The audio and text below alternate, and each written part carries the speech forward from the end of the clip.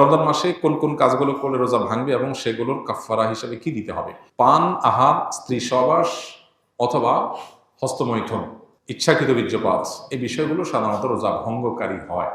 ইচ্ছাকৃত যদি রমজান মাসে মানুষ রোজা ভেঙে ফেলে, রেখেছে ভেঙে ফেলেছে, তাহলে সেক্ষেত্রে স্ত্রী সহবাস করে ফেলেছে, খেয়ে ফেলেছে, পানাহার করেছে কিংবা হস্তমৈথুন করে ফেলেছে, তাহলে ওই রোজার জন্য ফুকাহে আহনাফের ফতোয়া অনুযায়ী একটা রোজা কাজা যেহেতু ভেঙে ফেলেছে, আর 60টা রোজা টানা কাফারা রাখতে হবে, মোট 61টা।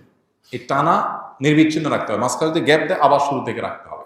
আর অন্য ওলামা ইকরাম, হাম্বলী মাযহাবের ওলামা ইকরাম, তাদের দৃষ্টিভঙ্গি হলো শুধু স্ত্রী সহবাস বা যৌনতা সংশ্লিষ্ট কারণে যদি রোজা ভাঙে তাহলে কাফারা, আর না হলে শুধু কাজা। তবে একটা হাদিস আছে, নবী সাল্লাল্লাহু আলাইহি ওয়াসাল্লাম বলেছেন, কেউ যদি রোজা রাখার পর ভেঙে ফেলে, সারা বছর রোজা রাখলেও ও রমজানের ওই রোজার পরিপূর্ণ মর্যাদা এটা রিকভার করা সম্ভব না।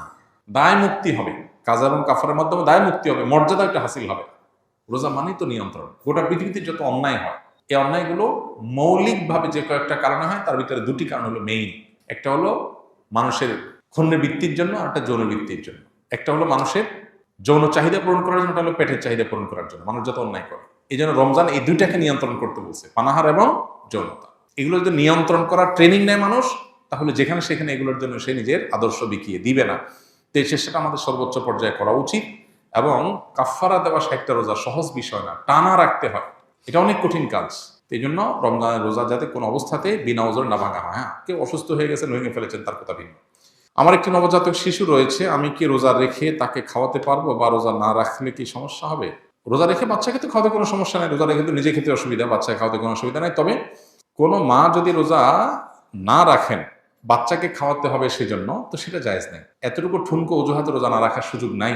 বাচ্চাকে আপনি খাওয়াবেন, দুধের বাচ্চা যদি হয়, দুধের বাচ্চা দুধ একটু কম পাবে, তাতে বাচ্চা মারা যাবে না। প্রয়োজনে আপনি দিনের বেলা একটু বেশি ঘুমিয়ে থাকেন বাচ্চা সহ, লাইফস্টাইলটা চেঞ্জ করেন, রাতের বেলা একটু বেশি সময় জেগে থেকে কাজ করেন, যাদের দিনের বেলাতে রোজা রাখার কারণে দুধ কম আসে। বিভিন্নভাবে আমরা এটা রিকভার করতে পারি, বিকল্প খাবারের ব্যবস্থা করতে পারি। হ্যাঁ, কোনো রাস্তা যদি না থাকে, মরণাপন্ন হয়ে যায়, আল্লাহ না করুক, এরকম রিস্ক করলে তখন রোজা না রেখে অন্য সময় রোজা রাখার সুযোগ আছে। আমার বাবা চোখের জেনা করে, মহিলাদের সাথে শয়তানি করে, এখন আমার করণীয় কি? আমার বাবাকে দেখলে ঘৃণা লাগে, তার সাথে কথা বলতে মন চায় না। খুবই দুর্ভাগ্যজনক এবং অত্যন্ত লজ্জাজনক একটা বিষয়। কত বিচিত্র এই পৃথিবী দেখেন, কত বাবা মা সন্তানকে বিপদগামিতা থেকে বাঁচাবার জন্য লড়াই করেন। আছে না অনেক বাপ মা, ছেলেটা নষ্ট হয়ে গেছে, পাগলের মতো অস্থির। বেশিরভাগ ফ্যামিলিতে তো এইটাই হয়। কিন্তু এই প্রশ্নে আমরা দেখলাম উল্টাটা, যে বাবা বেলাইনে যাচ্ছে, বা ছেলের মধ্যে আল্লাহর ভয় আছে, বা ছেলের মধ্যে সততা তাকওয়া আছে, তে সে এই গুনাহের প্রতি ঘৃণাবোধ তার তৈরি হয়েছে, বাবার কর্মে সে বরং বিব্রত এবং অস্বস্তিতে আছে। আমরা দোয়া করি আল্লাহ তাআলা তার বাবাকে পরিপূর্ণভাবে ইসলাহ এবং সংশোধন করে দেন। যে ভাই প্রশ্ন করেছেন তাকে বলবো, বাবা মা এরকম আমাদের সিনিয়র কেউ যদি কোনো গুনাহে, কোনো অন্যায় লিপ্ত থাকে, খুব স্বাভাবিক আমাদের কষ্ট লাগবে।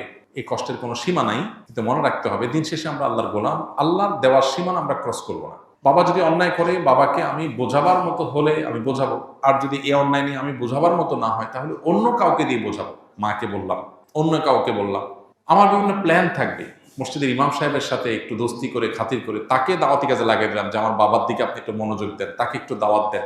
যারা এলাকাতে দাওয়াতি কাজ করেন, বিভিন্ন ইসলামিক অর্গানাইজেশন, মুভমেন্ট, দাওয়াতি কাজের সাথে আছেন, তাদেরকে ধরাই দেন, তারা যেন আপনার বাপকে টার্গেট করে দাওয়াতি কাজ করে তাকে যেন ইসলাহের উদ্যোগ নেয়।